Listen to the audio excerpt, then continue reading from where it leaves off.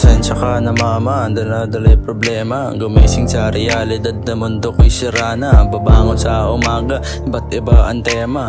Minsan masaya pero lungkot aking kasama. Pasensya na itay kung buhay ko maninaking ganto.